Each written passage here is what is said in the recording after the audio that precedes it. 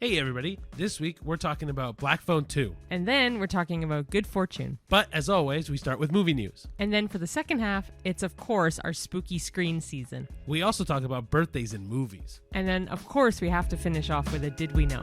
I'm an angel. See the wings?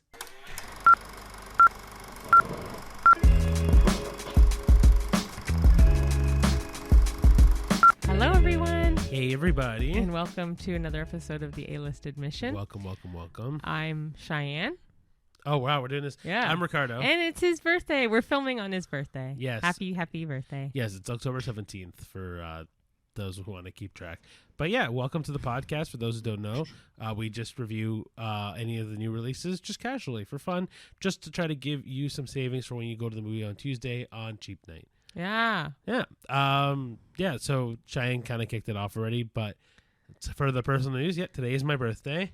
We're not doing anything crazy anyway. We're just kind of just chilling at home. Which actually sounds really nice because we're always on the move, roaming around. So yeah. And then if you saw last week's episode when we talked about my birthday, we kind of went into a whole deep dive about like how I'm a homebody. It's I guess the quick version of that. And then us talking about what introvert and extrovert was. But like the main essence of that whole conversation is that I'm a homebody. I prefer being at home. I like being home. So yeah, like we originally had plans to do different things, and very quickly was like, that's a lot of work. Let's just stay home. Also money. Like I'd rather just save the money. So yeah. But yeah, hopefully you'll enjoy relaxing. I always feel bad though that maybe that's why I like going out, because I'm like, oh, we're not doing anything. But I know sometimes like doing nothing is nice. So mind you, we are still going to go out for dinner. Yeah, potentially. I guess we'll see how the day goes. Yeah.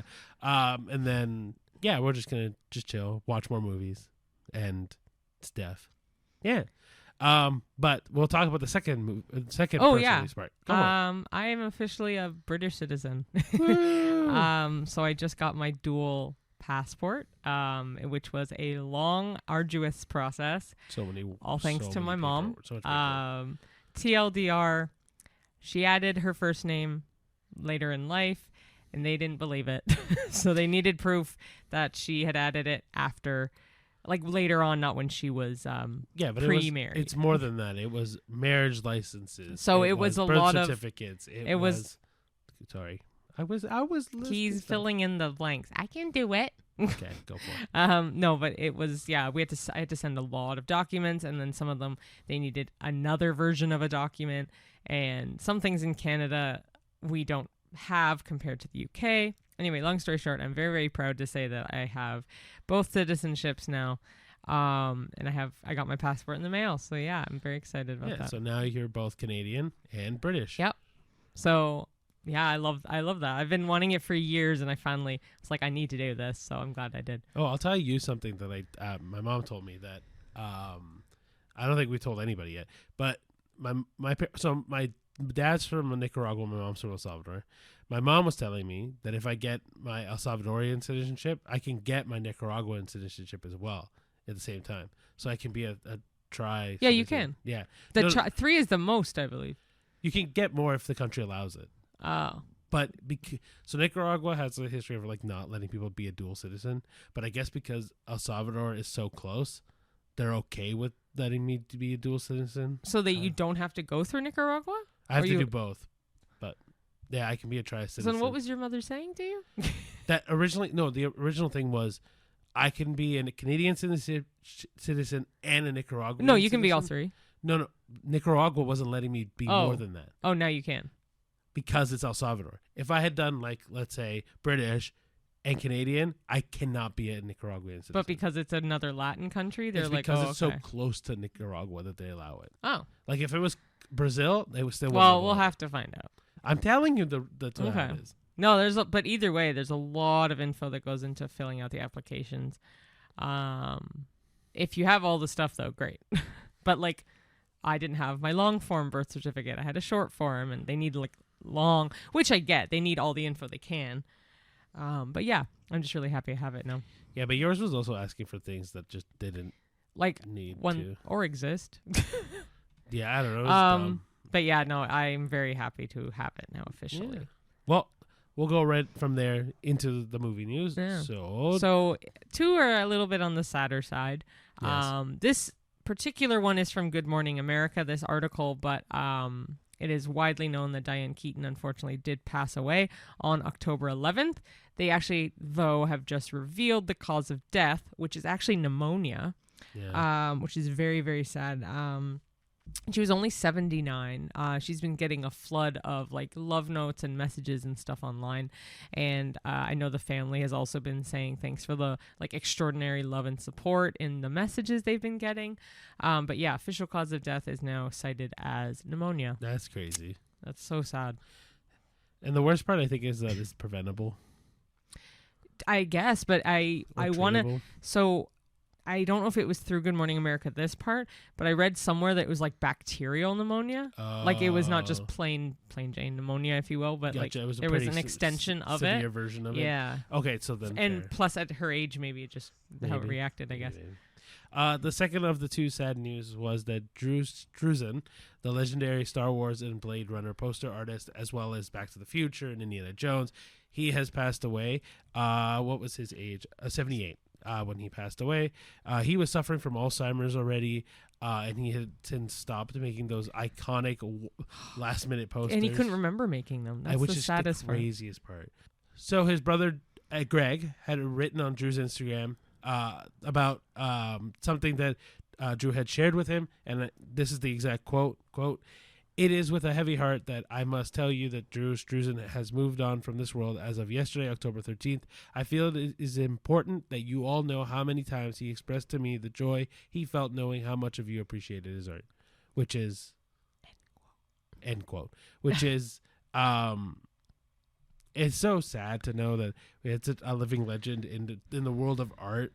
That is gorgeous stuff. Is he the one who also did the Harry Potter? Yeah. Poster? Yeah. Okay. But that's what I mean. Like, there's a lot of movies that now, like, the art of like his art in posters is phenomenal. Like, I think every time I think of an iconic poster, I find out that it's him, and it's just insane to know that we'll never get that kind of style of art and posters ever again, unless he has relatives that are also artistic like that. And you never know. There might be some people who will have an eye like that eventually. I'm just worried in the world of AI that it just everything gets replaced that way. But posters aren't like that anymore anyway. Even before he passed, they're just computer generated crap. So anyway, last piece of news is a little lighter from Empire. And it is that Jim Carrey is actually eyeing the lead in a live-action version of the Jetsons. And the director will be Colin Trevorrow. And if you don't know who he is, he directed Jurassic World Dominion, which did not get the best reviews. I was trying to be quiet. That movie is a hot-piling, steamy pile of trash. Yeah, it was not good. It got awful. Like a 29 on Rotten Tomatoes. It's just not good. But awful. I can't knock him. He may have other movies I just haven't seen that are probably amazing. But there was talk that Jim Carrey 3 years ago said he was pretty much going to retire. He just wanted to vibe and like chill, whatever. But then this popped up. And if you're not familiar with the Jetsons, it's kind of like a space age version of the Flintstones, if you know of the Flintstones. It's the whole Jetson family, so George, Jane, Elroy, and Judy, and of course Astro, which is the dog, kind of in essence like a Scooby-Doo vibe. And it's just kind of like All in the not all. Is it All in the Family? I think, yeah. I think it's kind of like the hijinks of a normal family, or like Married with Children, but a kid-friendly version. They battle like work, life, school, etc. In Orbit City. But it only ran for a single season back in 1962. But then they did an 80s like revival of the franchise. They made a couple more seasons, a movie. Anyway, a couple directors over the last little while, Robert Rodriguez and Conrad Vernon, they have both tried to get these live-action Jetsons movies off the ground, but so far they have kind of gotten tossed to the side. They're not really going anywhere. So this so far seems pretty solidified. There's no, obviously, notion of when it's going to be filmed or released or anything. Or if this is like fully confirmed that it's happening, really. So from what I've read, it seems like it's like 65-70% confirmed that it's happening. Especially that, they got Jim Carrey's kind of all in on doing the idea of this, which is interesting. I will say, I know you said that he was thinking about retiring, but remember, he has been in the Sonic the Hedgehog movies. Yeah, that's what I mean. They said he thought about it, but for thinking of retiring 3 years ago, he's done, so on and so forth.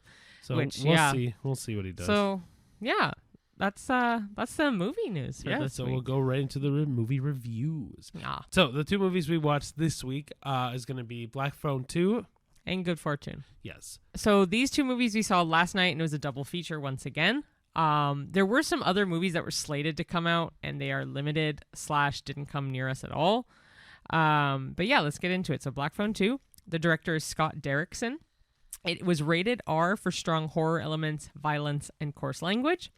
It had a runtime of 114 minutes, which is an hour and 54 minutes, I believe. And then the main cast would be Ethan Hawke, Mason Thames, Madeline McGraw, Jeremy Davies, and Damian Bichir, I'm going to say. I guess so. I apologize if I butchered that. No, Damien's spelled with an A. That's why I'm confused. And the accent. Damien. Anyway, the spoiler-free synopsis is that 4 years after his escape from the grabber, 17-year-old Finney is still haunted by trauma. His young sister Gwen begins experiencing unsettling dreams and visions involving missing boys at a remote winter camp. Believing there's a link between these new horrors and their past, Finney and Gwen travel to the camp amid a snowstorm. There, they begin to uncover a terrifying connection between their family history and a malevolent force that may have returned stronger than ever. Ooh. What do you think? So for Black Phone 2, I thought it was really good. I think it does kind of keep the pace of the first movie very, very well. Yeah, it did a good job adding an extension on a movie that was already really popular, and that when I rewatched it, I liked a lot more than the first rewatch for the original. Yeah, because one of the things that, and I think we've talked about this also in the past, sequels have a hard time keeping up. Or living up. And I honestly think recently for horror movies, the sequels have been better. Or Smile 2 and Black Phone 2. Yeah, but then you look at The Conjuring Last Rites. Yeah, that's technically not the second one, though. But it's still... It was the worst one. Fine, fair enough. Conjuring 2 was okay. Yeah, I don't know. I think... this movie does a really good job at keeping the pace, keeping the intensity, making the story fun and still engaging. Not fun necessarily. Fun in the sense of like a horror film, like fun in the way that I'm exciting. I guess would be the better word for it. But it's engaging. It does keep that level of aggression that the first one really does well, and then the supernatural stuff is not so far-fetched. Yeah, I do. That's the one thing that kind of was is that I liked Black Phone, the original, because it was an actual person doing torturing and whatever. Whereas this one, it's giving just another ghost movie in parts to me, just because he's not there. The grabber's not there. So just a fair warning, we're going to fully spoil the first one.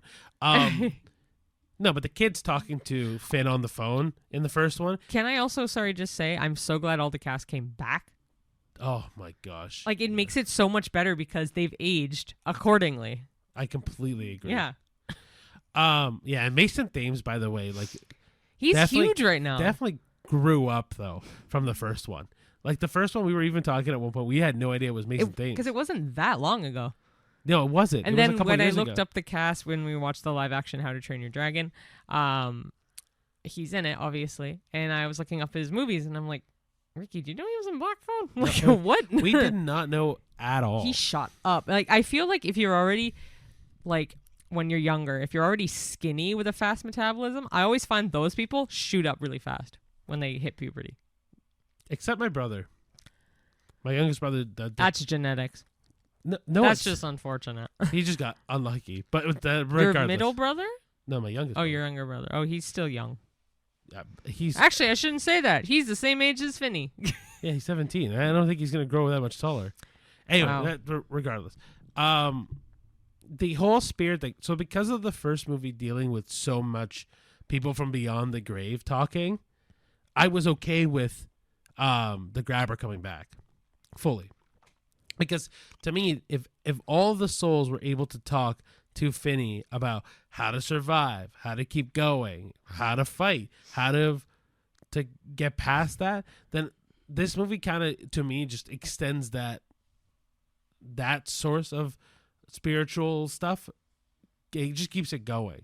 Yeah, 100%. Right? So the grabber being not a physical representation, well, none of the kids were physically there to tell Finney how to escape, to tell Finney how to fight back, how to hide, how to... Yeah. You know what I mean? So, like, the grabber being not physically there, to me, just adds to that world more. I guess so. I do like... Well, I can't... Actually, that'll spoil it. I will say one thing about this movie. Not really a spoiler, but I like the dad a lot better in this one. Oh, he's matured. Matured. Let's just say matured. He's matured from the last movie. He's oh my gosh, from the last movie, it was rough. Yeah, it definitely taking away that aspect of the dad has definitely made the movie focus on something completely different. Yeah, which I liked. Oh yeah, for sure. So a character that they introduced in this movie that I really, really liked, that isn't a spoiler because like he comes in pretty early in the movie, that doesn't spoil anything, is Ernesto. I think he does a really good job at, one, humanizing the two kids a little bit more. Oh, for sure. But also, like, expanding the lore of that series more because he's the brother of Robin, which we also found out. The guy who plays him also played Robin. Which I kind of get because then it's like the brother, right? You look like your brother, right? You look like your siblings.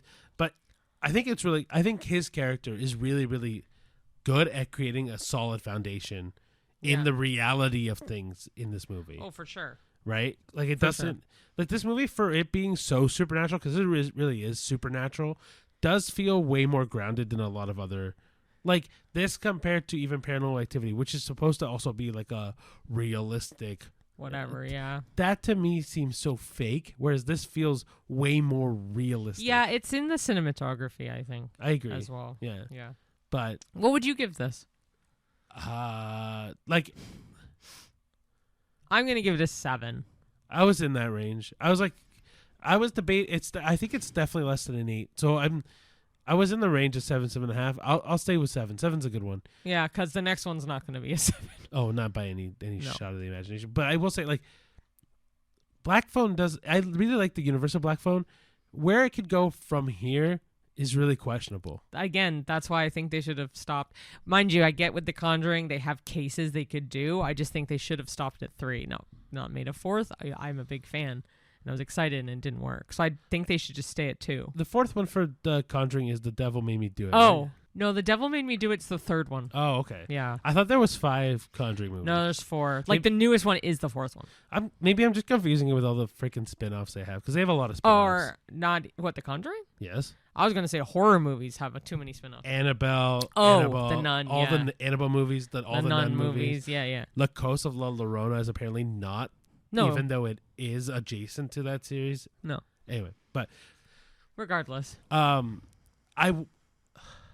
of me really wants another Black Phone movie now, but I don't, because I don't know where it could go, and I don't want them to fuck it up. Nah, let's wait for the Weapons prequel, and then we'll decide. Okay, fair enough. Okay, so the second movie we watched in the doubleheader was Good Fortune.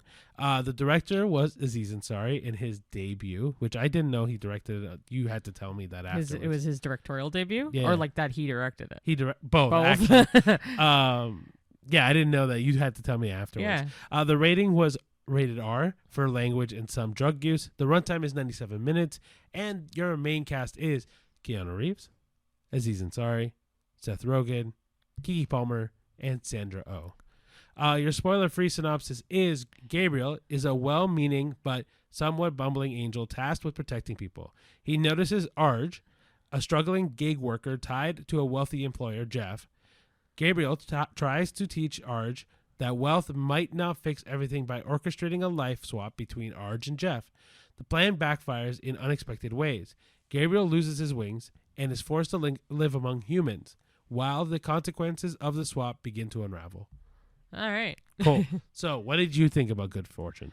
I was more excited for this movie. Not more excited than Black Phone. I was more excited for this movie before I saw it. And then after I saw it, I was like, wow, this kind of sucked. So I completely agree with you. I think the trailer made this movie seem way more interesting and way more exciting than it is. Yeah.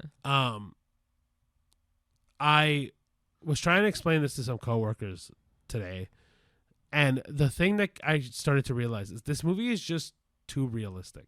Yeah. Like, which is weird considering angels and like body swaps and stuff. But this whole movie, the premise of this whole movie is that the main character, he can't afford to live. He has a degree and can't go anywhere with anything.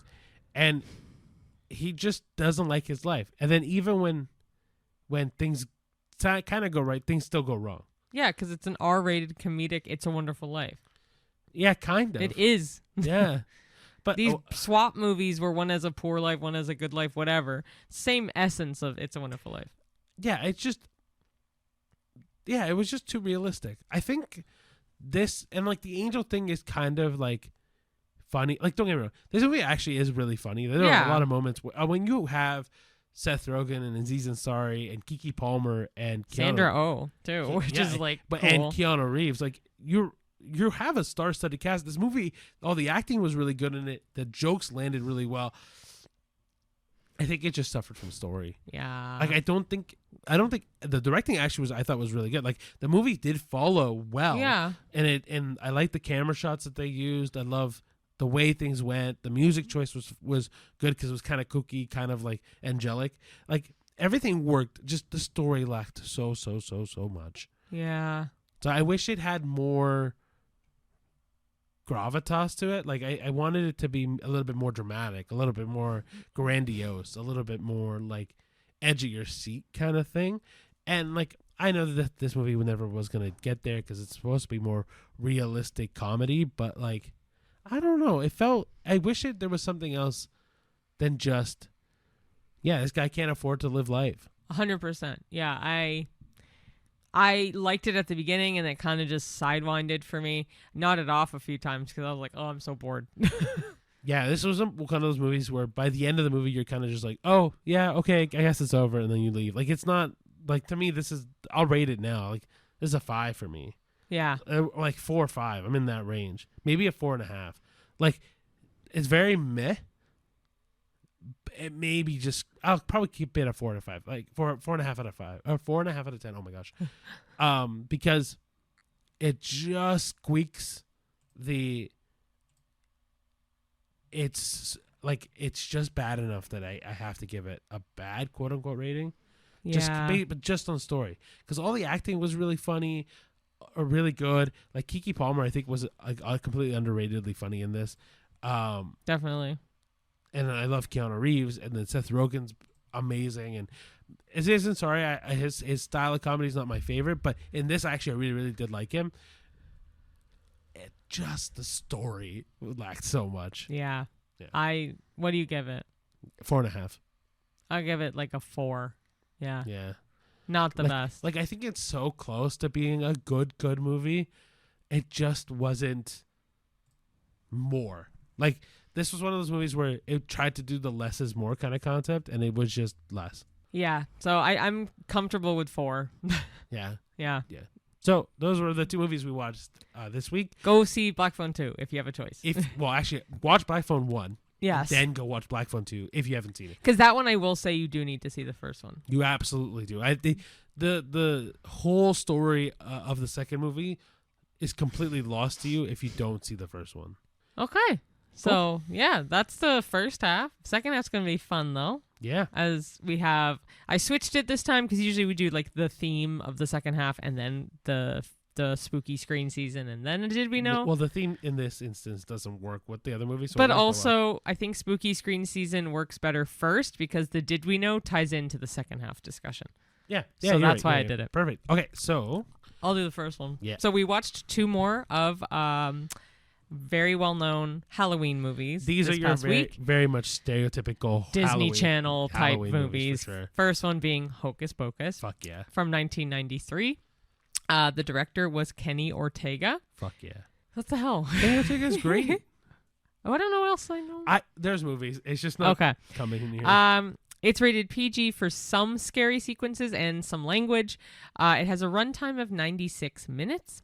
The main cast include Bette Midler, Sarah Jessica Parker, Kathy Najimy, Omri Katz, Thora Birch, Vanessa Shaw, Doug Jones, and Sean Murray. And the spoiler-free synopsis, if you have not seen this movie, is that in Hocus Pocus, 3 witch sisters are accidentally resurrected in modern-day Salem on Halloween night after being executed centuries earlier for practicing witchcraft. As they try to reclaim their youth and power by casting a spell on the town's children, a group of kids, along with an immortal talking cat, must outwit the witches and stop their wicked plans before sunrise. Perfect. What do you think about Hocus Pocus? Love Hocus Pocus. Then this movie and the next movie I watch them every year. They're cheesy as all get out. The next one, the cheesiest one, but this one's great, and it made a sequel. Yeah. Okay. So Hocus Pocus I like more than I like the next movie. Yes. Well, I was going to say the Hocus Pocus 2. Oh, I don't like Hocus Pocus 2 as much at all. I mean, it's modernized, which is fine, but like this one's just great. Like it's just quintessential Halloween. This one definitely this is one of those movies where you put on around in October and you immediately feel all Halloweeny. Yeah. Like I know people in the States don't have Thanksgiving in October, and Canadians we do. Oh yeah, we just had it. Happy Thanksgiving as well. Happy belated Thanksgiving. Yeah. Where's a week off? Anyway, but yeah, so this is one of those movies where Americans, I can absolutely imagine, put this on October 1st to feel Halloweeny for the entire month. Oh, for sure. Right? Whereas us, we put it on October 1st, then we have to recycle and go, oh, happy Thanksgiving, and then go right back into it. Kind of. I mean, I would rewatch this all the time. I think it's great. And when I used to watch it, I thought Thackeray was so cute. And like just the whole vibe was fun. And the bullies are funny. Ice. They're dumbasses. They're completely dumb. Yeah. Honestly, as it goes for Disney bullies, they're the dumbest. Like I think so, yeah. The fact that one's called Ice makes no sense. What was his real name? Like Eugene or something? I don't know. Yeah, it's a really nerdy but name. I don't understand Ice. Like, why Ice? Like, why would you want him to be called Ice? Because he's slick? I don't know, but the fact it's shaved into the back of his head is also insane. The other one, his laugh is the most annoying laugh on the planet. Like it's literally all he does. Like it's very foghorny. Yeah, very much foghorny. Or foghorn. And then is the main character named Max? Yeah. Okay, because I'm blanking. There's so many. Max is a very common name anyway. But Max is also stupid for giving the kids the shoes. He's on a bike. He was forced to, I guess. The second those bullies talk to him, take off. Yeah. He didn't have to engage. I know. I don't know. It's just part of the story, man. Also, Max is a dumbass. Like, who lights a random ass candle in a He wants to look cool for the girl. And lighting the candle was cool? Or is it because it would start the curse that he thought he'd look cool? Well, there was no lights in the house, so he just figured let's light the house with a candle. I guess, but like he must have known he was only going to pop in for a second. Well, he also just naturally maybe thought like, oh, that virgin myth is fake, a myth, and it wasn't. There's a lot of adult innuendos in this movie. But also, I was going to say, what a great way to out yourself as a virgin. Yeah, and then like the Zabos, was it? The Yabos. Yabos, that's what it was. What a random... Like, that's what I mean. It's like gets a little much. But then also the execution at the beginning of the movie was also like, whoa, this is a kid's movie. And and then they kill a kid, turn a kid into a cat. And then hang 3 women. Yeah. Like it's actually kind of crazy. Everything. Yeah. Well, so actually, apart PG, from PG, I guess still though. I don't think this should be PG. But anyway, maybe PG-13, but back in the 90s, I don't know. No. But I'm saying like if this movie came out now, this would be like a PG-13. PG-13 movie. But I'd give it 8. Wait, they also tried to cook the witches in the kiln at the school. They tried to cook the witches, or the witches tried to cook the kids? No, because remember they go into the oven that all the clay things are going to. Oh, yeah. Then they tried to cook This is a terrible movie for kids. I don't know if you heard me. I give it an 8.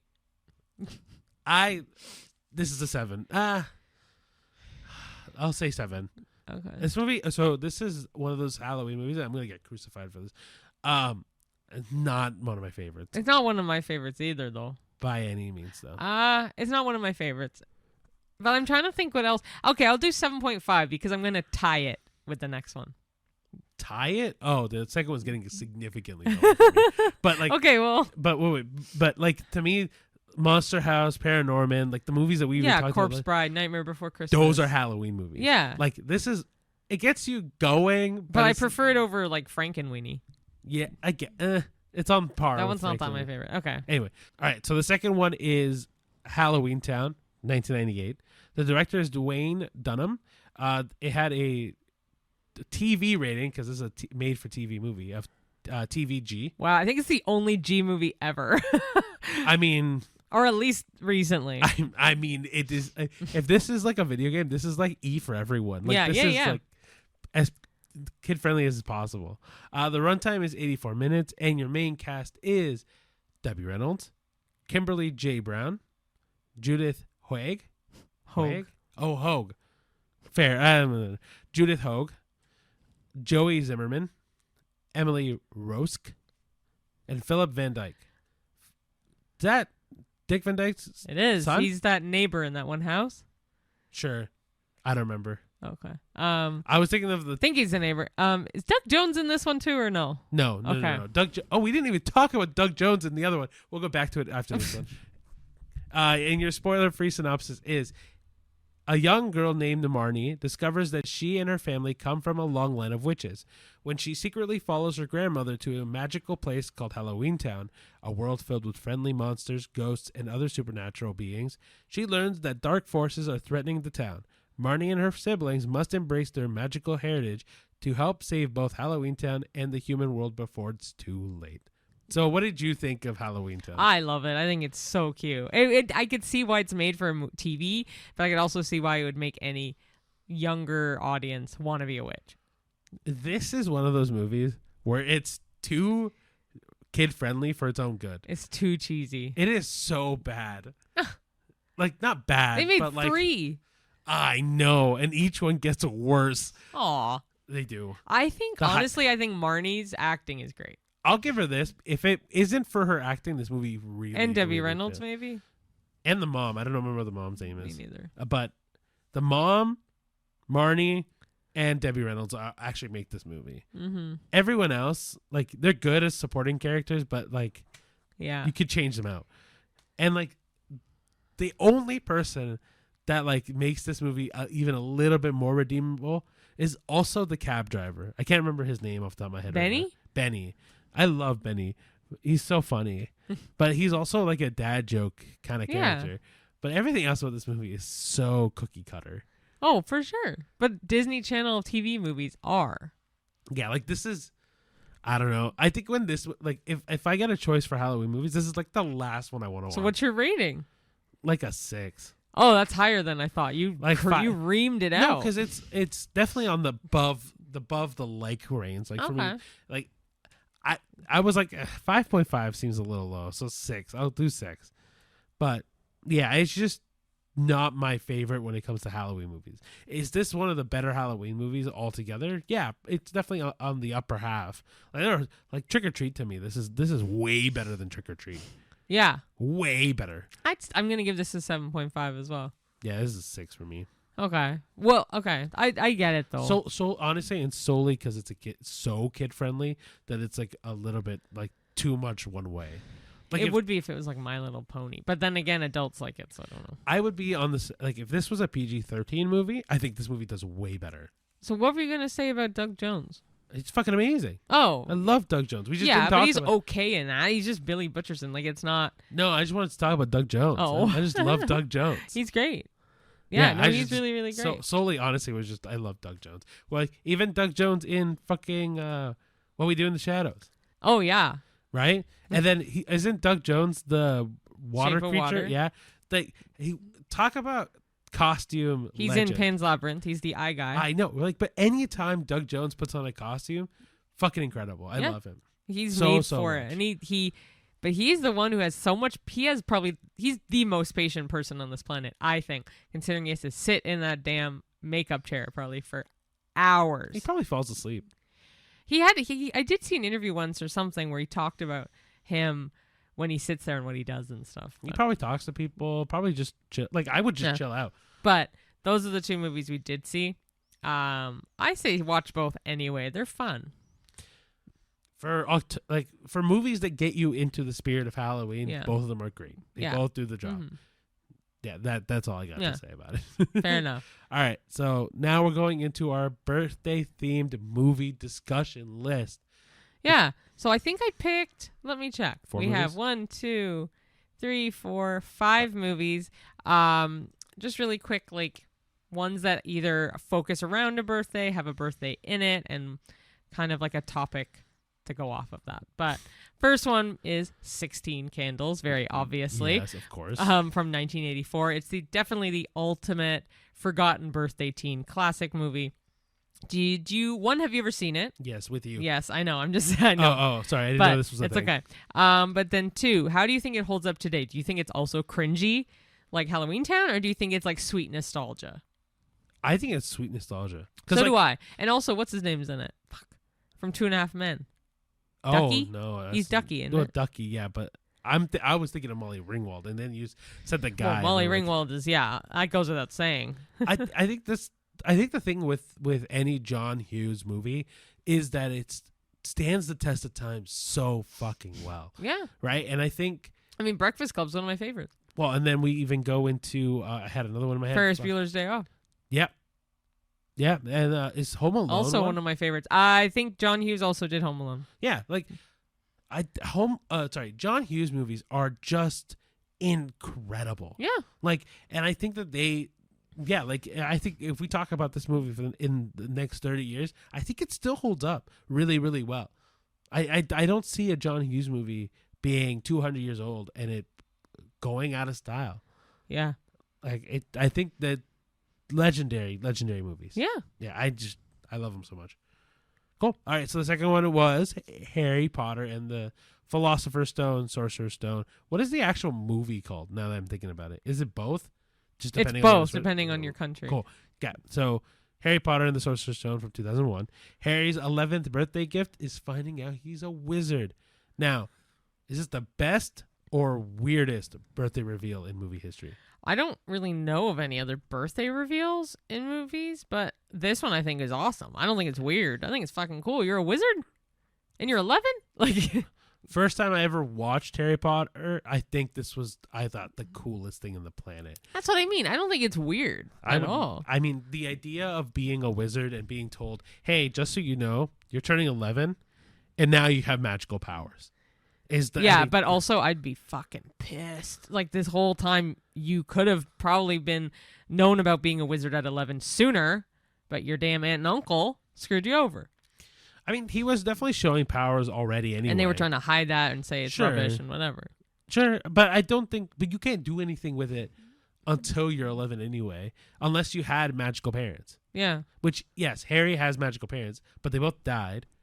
So but you don't need it if you don't have magical parents, like a mudblood muggle. No, but I'm saying, like, in Hermione's case, yes. Like, she wouldn't have literally done anything with it until she was 11. Yeah. Right?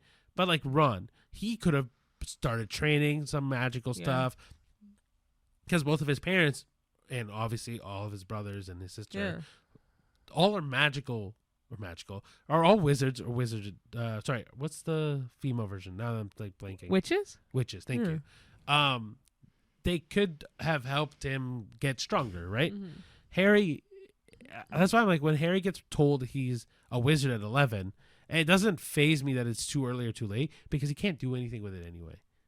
Yeah. Yeah. But yeah, I don't know if it's the best all time ever, but it's definitely up there. Yeah, because I again don't really know offhand of any other reveals. But I think it's a great movie birthday reveal. Next is Alice in Wonderland from 1951. It has the unbirthday party, which kind of flips the birthday tradition upside down. So do you think celebrating an unbirthday would be more fun than the birthday itself? No. Because technically an unbirthday is just any day except your birthday. But if you actually plan for an unbirthday party, you could make it more fun. Yeah. Because then it's outside of a theme necessarily. Like, you know what I mean? Yeah, because like in my brain was like, well, then your unbirthday is the other 364 days a year. Yeah, that's the point. Right? That's yeah, what no, I Mad get Hatter it. even says that. Yeah, no, I know that. But I'm like, in my head, I'm like, well, then what's so special about those days? Like, I kind of what you were saying. Like, if you plan, like, for example, June 30th as your everyone's unbirthday day between your group of friends, then it's a fun thing because then you can make it an event, right? But if you just celebrate a random day, it goes, oh, it's on my unbirthday. Well, yeah, so was yesterday, and so is tomorrow. You know what I mean? Like, to me, it just loses so much meaning that way. Yeah. Yeah. Okay, so the fourth one is Tangled from 2010. A birthday marked by lanterns and long hair freedom. So, how did Disney turn a birthday tradition into a tearjerker moment? Because then she kind of finds out that she actually has royal parents. Eventually, she finds out she has royal parents. Mm-hmm. And there's something like calling to her about these lanterns. There's something that just speaks to her every time she wants to see the lanterns, you know? And she's like, it's like essentially like, it always lands on my birthday. And like, so for me, it was multiple things. So one, his name, what's Flynn, right? Flynn Rider is his name? Yeah. That guy. So the realization, because if you're looking at it from a character, like from an audience point of view, it was Flynn's moment. He knew he loved Rapunzel. Yeah. So then any of the lanterns immediately go. Anytime people see those lanterns now, they just think of that scene on the boat with them doing that, right? And it's literally the moment where Flynn goes, "Fuck the money, I want to be with her." Yeah, it's very sweet, and that's super sweet.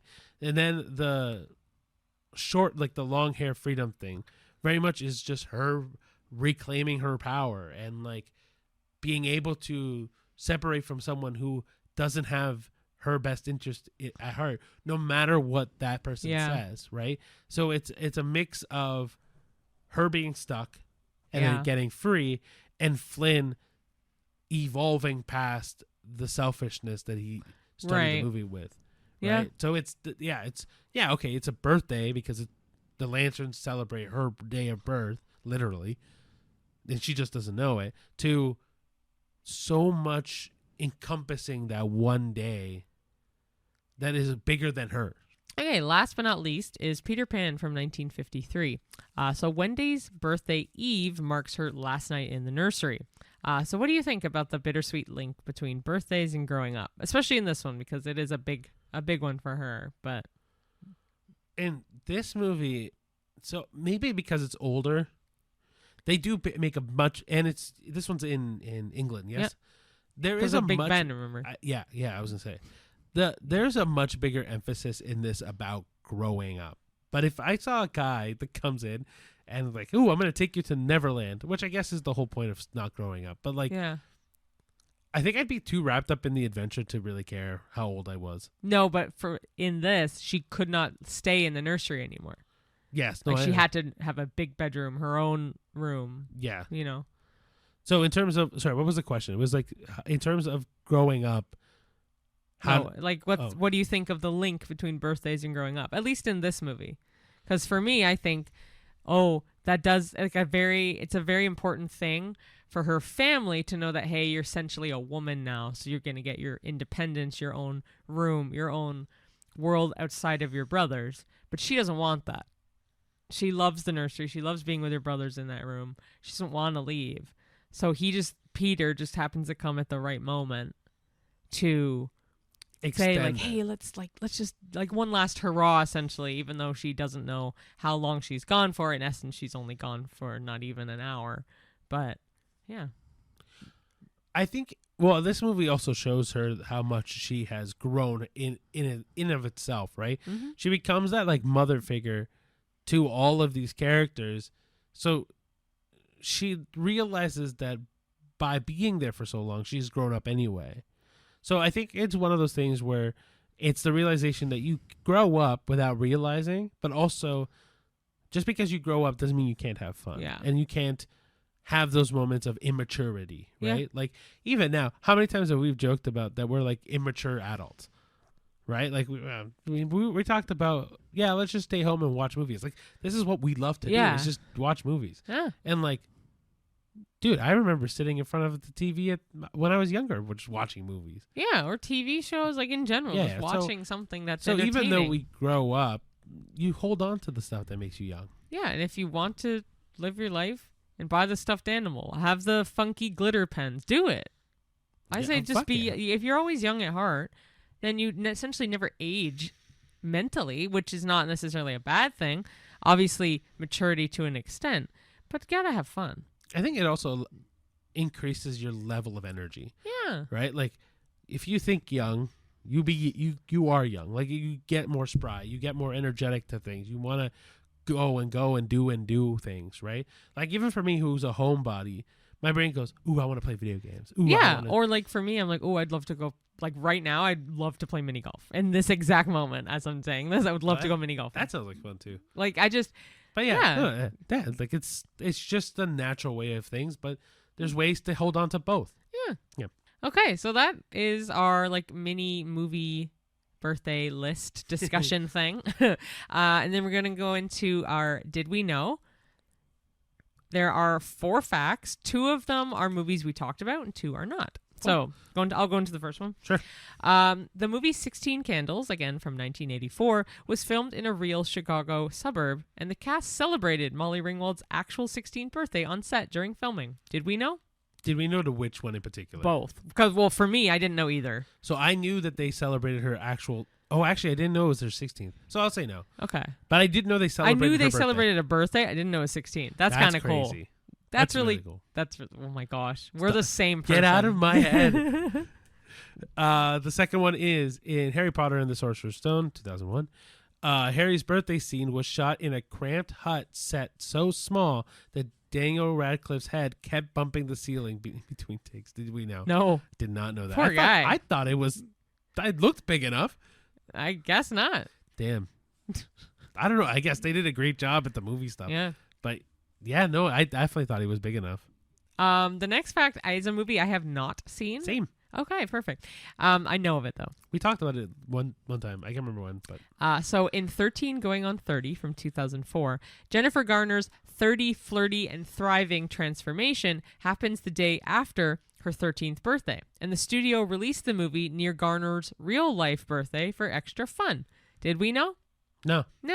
That's pretty cool. I've heard it's good because I know it's Mark Ruffalo and Jennifer Garner as well. Yeah, I know. I love Mark Ruffalo. That's really old now. Both. Holy, it's 21 years old. Yep. Wow. And the final one is the Toy Story franchise actually starts because of Andy's birthday, the day he gets Buzz Lightyear.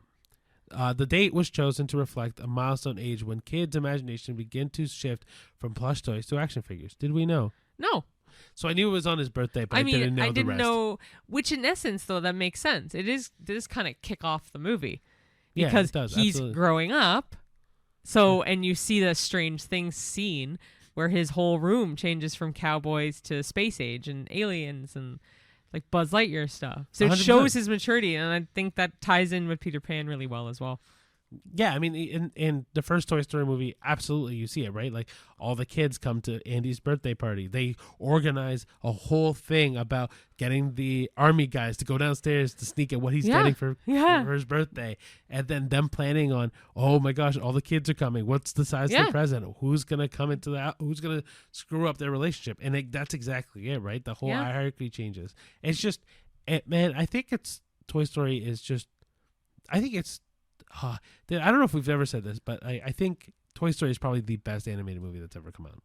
Ever. Oh, man, I got to go through a list. It's one of my top favorite movies ever, for sure. And I've always wanted an Andy tattoo on the bottom of my foot, but I'm not going to get that because it, 1, rejects really fast. 2, most artists will say no. And 3, it fades really fast. So I'm just not getting it. But I love the idea of that. You can always just get Andy. I know, I don't like that either. But we say to infinity and beyond a lot to each other 100%. Too. So yeah, it's quintessential cartoon, but that ties in the birthday thing really well too. Beautifully. Yeah. Like I don't think, like doesn't also Molly, Andy's sister, get? Oh no, it's for Christmas that she gets Jessie.